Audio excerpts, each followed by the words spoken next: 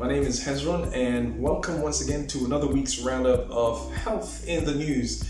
This is, as you already know, where we just look at health-related matters that have been in the news throughout the week, and we take a few of those information out that are relevant to us and bring them to you. So, one of the first things that came out this week was calls for the government to take a closer look at the cost of healthy foods. Now, it's been a long gone conclusion that healthy foods seem to be more expensive than unhealthy foods. And so the reality is that many families in Britain have little or no choice whatsoever but to have easily accessible unhealthy foods. Now, the figure shows that Britain generally consumes more highly processed foods than other European countries. And Britain has one of the highest rates of obesity, both in adults and children, and we reported that some weeks ago. Now, this is why the government has been asked to put more pressure on food industries for them to reduce four biggest contributors to the nation's health problem and crisis. And these are contributors that we get from processed foods, okay? Easily accessible, unhealthy foods. And the four biggest contributors to these are: number one, sugar. Foods that contain high levels of sugars, okay? Number two, salt. That's a big inclusion in the unhealthy foods. Then we have unhealthy fats, okay? And then number four, calories. Caloric intake, caloric consumption is a big problem. Now, I've written to the Prime Minister this week myself, and this was to pretty much introduce him, if he doesn't already know, to the church, the Seventh-day Adventist Church, and that we have been researched time and time again because of our health message and our healthy habits. And most of this, admittedly, has been done in the United States.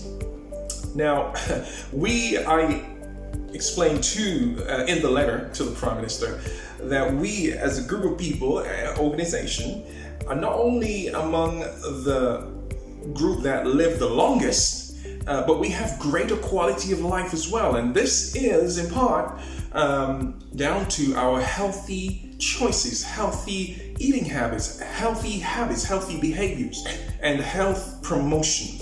So, I believe we have something to offer as a church to the wider community and to the government. And while others are putting pressure on the government to do what they think the government needs to be doing, we can, with confidence, offer practical and wholesome solutions that has for decades identified us as being among the healthiest in the world. Now, this brings me on to another finding from a study that was done at Harvard University. And this is amazing because the Adventist Church has been going on for decades, okay, from the 1800s. And we have, since then, been talking about the health message and what we have in terms of health-related matters and healthy behaviors. But time and time again, year after year, various universities, researchers, professors, you name it, carry out researches into the best foods to have and to live on. And so it's just amazing to see that this keeps repeating itself. It keeps reaffirming what we already know as a people, as Seventh-day Adventists, because there was a study conducted recently at Harvard University which found that eating more fruit, vegetables, and wholesome grains drastically lowers the risk of developing a number of diseases. One of the most common ones is type 2 diabetes, and research found out that type 2 diabetes, the risk of developing that was reduced by up to 25%. Now, this study was also replicated by Cambridge University.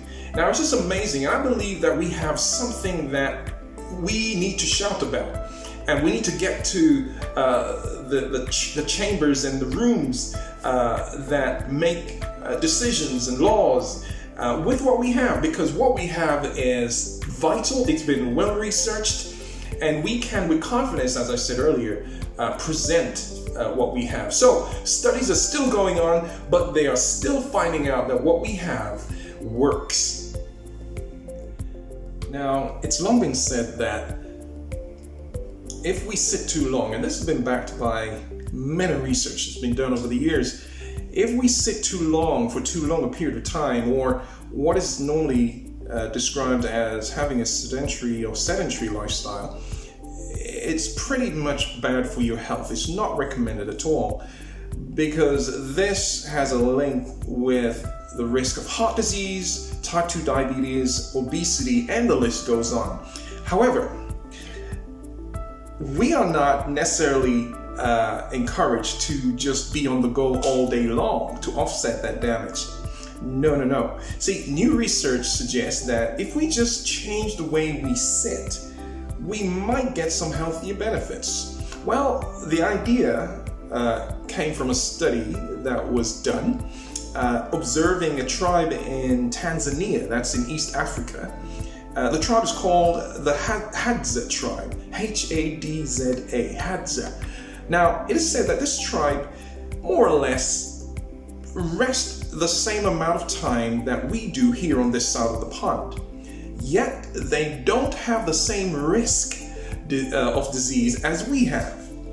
Now, laying aside nutrition and their eating habit, the belief is that it's because they don't sit when they rest.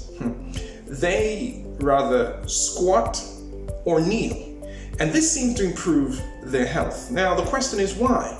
Well, when we sit, the muscles in our legs and our glutes or buttocks switch off, okay?